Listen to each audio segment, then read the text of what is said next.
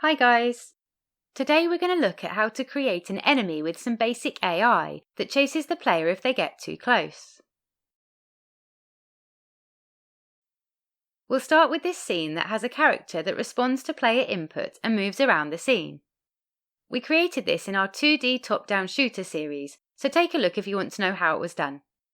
Alternatively, you can download this project by supporting us on Patreon. All the links you need can be found in the description. Okay, so first of all we need a sprite for the enemy. For this, we're going to use the same free asset pack that we used previously. A link to this page can be found in the description.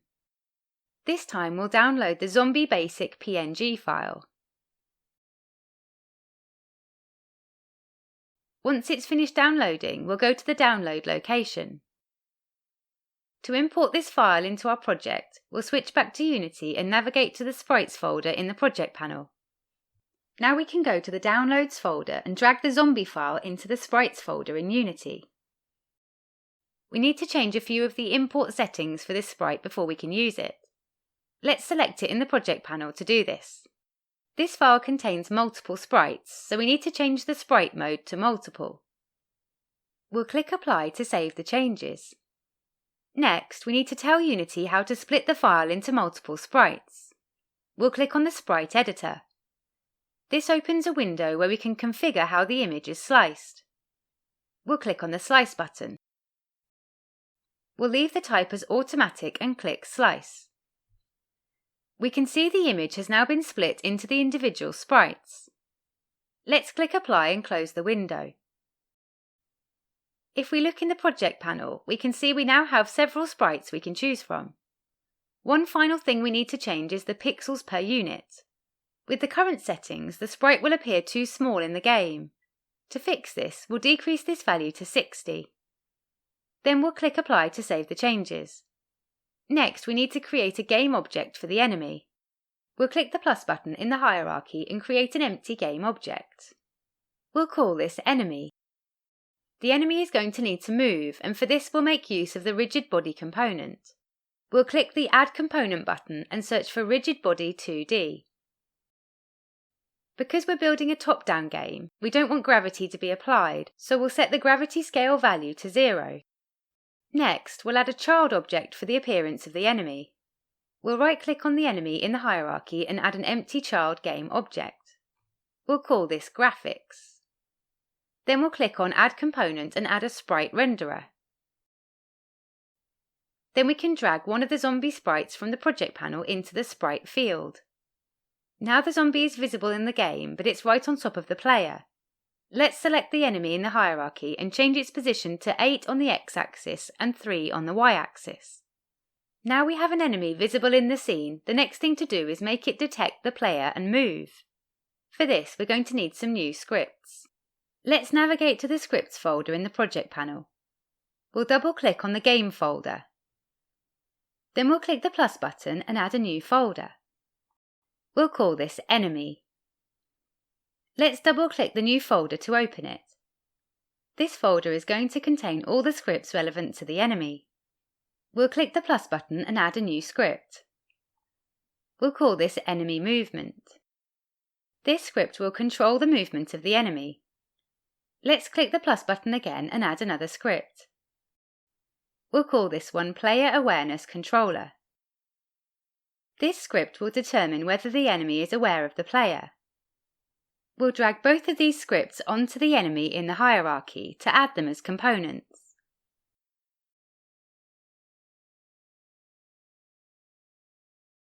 Now let's double-click the Player Awareness Controller to open it in the editor. The first thing we'll do in here is add a Boolean property that will indicate whether the enemy is aware of the player. We'll make this public as we want other scripts to be able to get this value. We'll make the setter private though, as we only want this script to be able to set the value. It's also going to be useful to the enemy to know the direction of the player, so we'll add a property for this as well.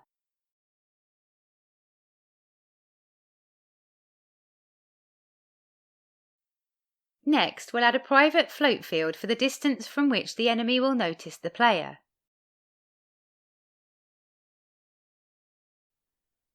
We'll add the serialized field attribute so that we can set this from the inspector.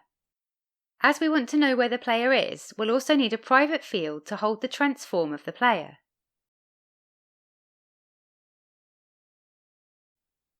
Next, we need to find the player transform and assign it to this field. We'll delete the start method and replace it with the awake method. In here, we'll use find object of type to find the player. This will search all the game objects in the scene for a particular component. We know that only the player game object will have the player movement component, so we'll look for that. Once we've found the player game object, we'll get its transform. Now let's move on to the update method. This method is called by Unity every frame. In here, we're going to check if the player's in range. First of all, we'll get the vector between the player position and the enemy position. We can do this by subtracting the enemy position from the player position. This vector tells us how far away the player is and in what direction. Let's use it to set the direction to player property. With a direction, we don't need the magnitude of the vector. We just want the direction on its own. We can get this by normalizing the vector. This retains the direction but sets the magnitude to 1. Next, we'll check if the player is close enough.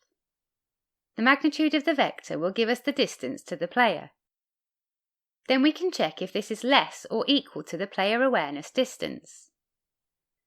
If it is, we'll set the aware of player property to true. Otherwise, we'll set it to false. Now the enemy can detect the player if it comes too close. The next thing to do is move the enemy towards the player when this happens. Let's switch to the enemy movement script. The first thing we'll do in here is add a private float field for the speed of the enemy. We'll add the serialized field attribute so we can set it in the inspector. We'll also add a separate serialized field for the rotation speed.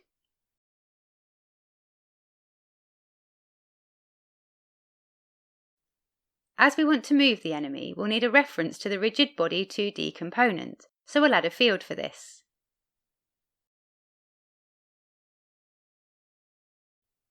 We're going to make use of the player awareness controller that we just created, so we'll also need a field for this.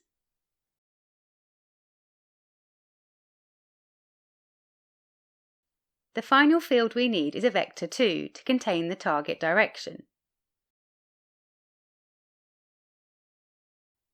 Next, we'll replace the start method with the awake method. In here, we'll get the rigid body 2D component and assign it to the field.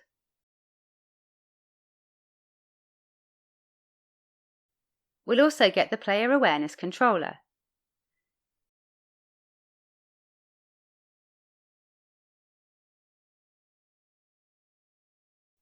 Now we've got everything we need, we can move on to the logic for the enemy. We're going to break this up into 3 methods. We'll create one to update the target direction. Then we'll create another to rotate the enemy in the direction of the target. Finally, we'll add a method to update the velocity. Before we fill in the detail for these methods, we'll replace the update method with fixed update. In here, we'll call the 3 methods we just created.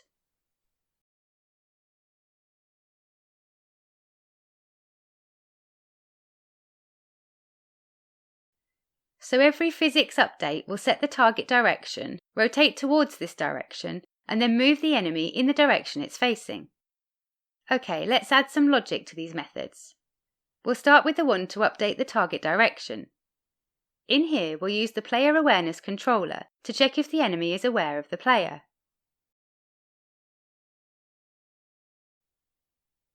If it is, we'll set the target direction to the direction of the player.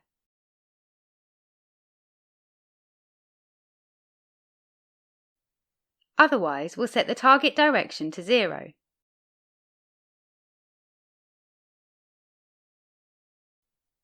Then we'll move on to the rotation method. In here, we'll check first if the target direction is 0. If it is, we'll return from the method as there's no rotation to be done. If there is a target direction, we'll calculate the target rotation. We'll use quaternion look rotation in the same way as we did when rotating the player. For the forward direction, we'll supply the current forward direction. The sprite for the enemy is facing up, so we want the desired up direction to be the target direction. Now we can rotate towards this target using quaternion rotate towards. We'll use the current rotation for the from rotation. Then we'll supply the target rotation.